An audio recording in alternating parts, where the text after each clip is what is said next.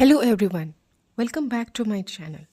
Today we are going to start our next poetry section that is written by John Milton on his blindness. And this is also known as Sonnet 19 written by John Milton. On His Blindness is one of the most famous sonnets written by John Milton, a great poet of the Puritan age. This sonnet is also known as Sonnet 19. Milton wrote this poem after he became completely blind at the age of 43. In this poem, Milton expresses his inner conflict, frustration, and spiritual struggle caused by his blindness. He fears that he may no longer be able to serve God through his poetic talent. However, by this service to God lies in patience and submission to his will. जैसे कि इस कविता के अंत में जो Milton है वो इस निष्कर्ष पे पहुंचते हैं कि ईश्वर की सच्ची सेवा धैर्य, विश्वास और उसके आदेशों को स्वीकार करने में है।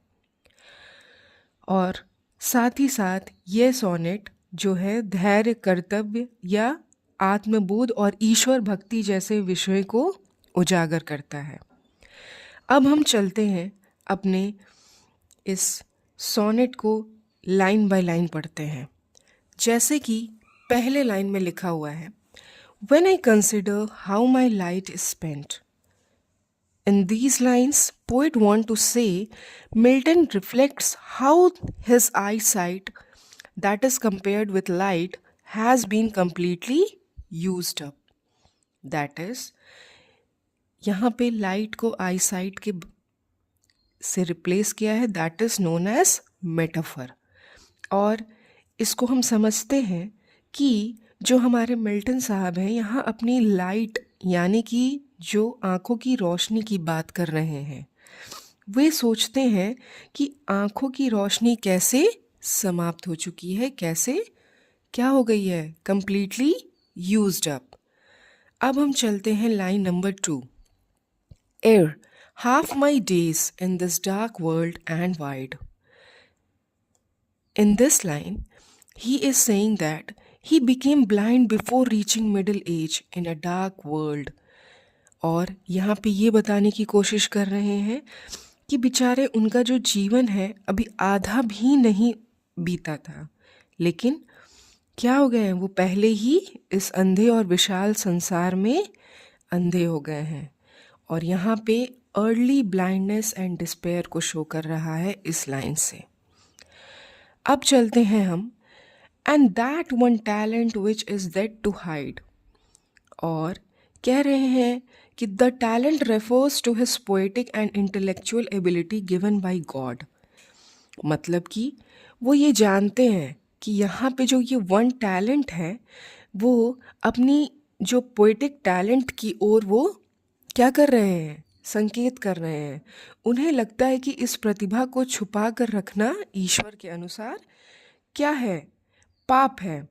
और इसीलिए उन्होंने यहाँ पे जो बिब्लिकल एल्यूजन है, that is parable of the talents, ये क्या है, ये सिर्फ जो पैराबल ऑफ द टैलेंट्स को क्यों कंपेयर किया है, to express his deep anxiety about his poetic gift being wasted due to his blindness.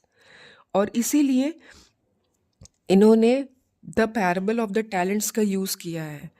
जैसे कि मिल्टन जो है अपने पोएटिक गिफ्ट को उन्होंने देखा कि his ability to write poetry as a divine gift, a talent given by God, just as the master in parable gave his servants money.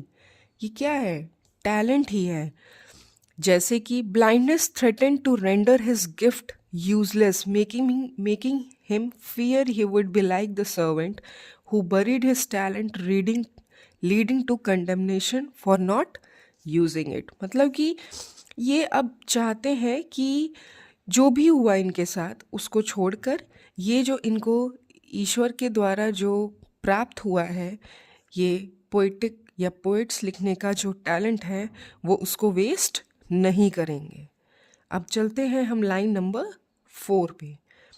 Lost with me useless through my soul more bent. यहाँ पे क्या कहना चाहते हैं? His talent is useless because he can not. क्या कहना चाहते हैं कि भाई मैं तो बेचारा एक अंधे जीवन और अंधकार की दुनिया में आ चुका हूँ, तो जो मेरा ये टैलेंट है वो क्या हो जाएगा? पूरा वेस्ट हो जाएगा। तो ये क्या कह रहे हैं? Through is soul is eager to serve God. लेकिन फिर भी ये क्या कहना चाहते हैं कि भाई ये अपने दुख को व्यक्त कर रहे हैं कि जो उनकी प्रतिभा है उनकी भीतर होते हुए भी क्या है? बेकार पड़ी है, जबकि उनकी जो आत्मा है वो ईश्वर की सेवा करने के लिए क्या है? उत्सुक है। अब हम बढ़ते हैं अपने लाइन 5 की तरफ। He to serve therewith my maker and present. क्या कहना चाहते हैं? He wishes to serve God through his writing. अब वो अपनी जो पूजा है, जो अपनी प्रतिभा है, वो क्या करना चाहते हैं? अपने ईश्वर यानी जो उनको बनाए हैं उनकी सेवा करने चाहते हैं। ठीक है, मेकर यहाँ पे मतलब कि गॉड, यानी कि अपने ईश्वर की बात कर रहे हैं। अब लाइन नंबर 6 पे चलते हैं। My true account lest he returning child. इसका मतलब he fears God may scold him for not using his talent properly. That is fear of divine judgement. और उनको क्या हो रहा है? उन्हें डर भी है कि कहीं ईश्वर उनसे उनके कर्मों का हिसाब मांगेंगे तो कहीं वह उसे डांट ना दे। ठीक है, कि उन्होंने अपनी प्रतिभा का उपयोग नहीं किया है, मतलब कि जो उनको प्रतिभा दी गई है गॉड के थ्रू, उस प्रतिभा का इन्होंने सही से यूज़ किया है कि नहीं। अब पढ़ते हैं लाइन नंबर 7 की तरफ। Doth God exact day labour light denied. इसमें Milton questions whether God expects work even from a blind man. फिर क्या ये सोचते हैं? फिर से ये सोचते हैं कि वो एक रिटॉरिकल क्वेश्चन इनके माइंड में आता है कि क्या ईश्वर उस व्यक्ति से काम की अपेक्षा करते हैं जिसे दृष्टि ही नहीं दी गई हो? क्या ऐसा है क्या कि ईश्वर अपेक्षा करें? तो यहाँ पे क्या है? क्वेश्चन भी कर रहे हैं कि जिन्हों की जो ईश्वर हैं, जिनको आँख पूरा ब्लाइंड कर दिए, उनसे भी अपेक्षा कर रहे हैं कि वो काम करे। चलिए अब लाइन नंबर 8 में। I fondly ask but patience to prevent. He admits his question is foolish. ये मानते हैं कि ये अजीब ही सवाल पूछ रहे हैं। Patient is personified and answers him. क्या कह रहे हैं कि किसी मतलब जो हमारे मिल्टन साहब हैं वो स्वयं को मूर्खतापूर्ण प्रश्न पूछने वाले कहते हैं। तभी तो उन्होंने कहा कि धैर्य ही है जो उन्हें रोक कर रखा है। क्या आप कभी इमेजिन कर सकते हैं आपकी लाइफ अंधकार में हो और आप लिख रहे हो? तो हमारे मिल्टन साहब ने भी इतनी हिम्मत की कि वो इन कठिन परिस्थितियों में भी वो अपना जो टैलेंट है उसको ईश्वर के सामने प्रस्तुत कर रहे हैं। चलते हैं अब हम लाइन नंबर 9 पे। That murmur soon replies God doth not need. क्या कह रहे हैं? Patience replies that God does not need human service. क्या कहना चाहते हैं कि भाई धैर्य जो है उत्तर देता है कि ईश्वर को मनुष्य के कार्य या शिकायत की आवश्यकता नहीं है। मतलब जो पेशेंस है वही भगवान के लिए सच्ची पूजा है, और इसीलिए भगवान को हम लोगों से कोई भी अपेक्षा नहीं है या कोई भी शिकायत नहीं है। चलते हैं line number 10। Either man's work or his own gift, who is best? God does not require human labor or even that talent he gives. फिर खुद ही बोलते हैं कि ईश्वर को ना तो मनुष्य के काम की जरूरत है और ना ही उसकी दी गई प्रतिभा की। चलते हैं line number 11। Bear his mild yoke, they serve him best his state. मतलब those who accept God's will humbly serve him best.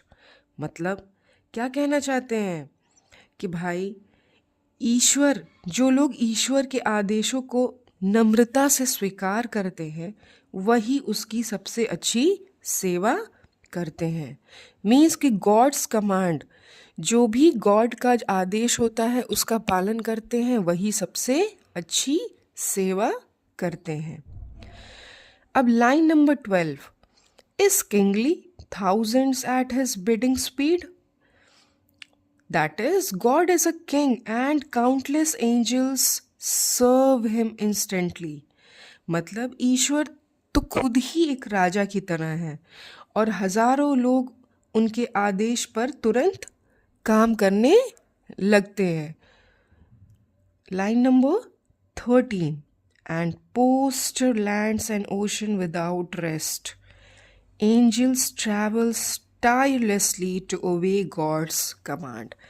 क्या कहना चाहते हैं कि जैसे ही ईश्वर के सेवक धरती और समुद्र पर बिना थके दौड़ते रहते हैं, मतलब इसका कहने का क्या है कि कर्मशील लोग, हार्ड वर्किंग पीपल, तो ऐसे ही लोग ईश्वर को पसंद आते हैं।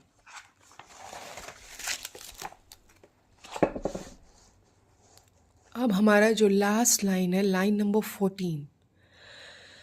दे also serve, only stand and wait. मतलब even those who quietly accept suffering and wait patiently also serve God. एक तरीका ये भी है ईश्वर को पूजने का कि जो लोग केवल धैर्य पूर्वक खड़े होकर प्रतीक्षा करते हैं वे भी ईश्वर की सेवा करते हैं। मतलब कि धैर्य भी क्या है, सेवा है। तो अब हम ये देखें कि इस ओवरऑल सोनेट का एक सेंट्रल थीम क्या है। Faith in God's will, acceptance of serving, suffering, true service is obedience not action. सबसे पहले तो जो ब्लाइंडनेस वर्ड है that is making physical limitations, patience यानी स्पिरिचुअल स्ट्रेंथ। और फिलहाल ये जो लाइंस है यही लाइंस हमारे क्वेश्चन में डायरेक्ट पूछ लिए जाते हैं और उस समय हम क्या होते हैं, बहुत ही सोचते हैं, कंफ्यूज होते हैं ये कौन सी लाइन है। तो आप देख रहे हैं कि हमारे जो मिल्टन साहब हैं वो अपनी जो ब्लाइंडनेस है उसको कमज़ोरी ना समझते हुए, जो ईश्वर के द्वारा उन्हें पोएट लिखने का जो वरदान मिला है, पोएम लिखने का, वो उसको लिख रहे हैं और वो अपने टैलेंट को वेस्ट नहीं जाने दे रहे हैं और ईश्वर की प्रार्थना और ईश्वर को खुश कर रहे हैं अपने सब्र के साथ। Therefore, on his blindness is a deeply philosophical and religious sonnet, in which John Milton accepts his blindness as God's will.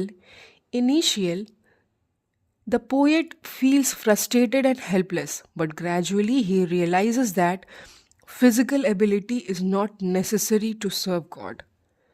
So, Milton concludes that true service lies in patience, faith, and silent obedience. The famous line, they also serve who only stand and wait, clearly conveys the message that even passive endurance is a form of service. Therefore, the poem teaches us that inner strength, यानी कि आत्मसमर्पण और धैर्य, these two are more important than outward action.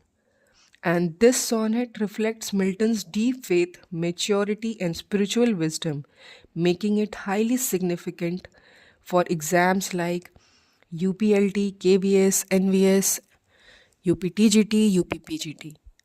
So, that's it for today. Thank you. Keep learning, keep growing, and please Subscribe, like, and comment. Thank you.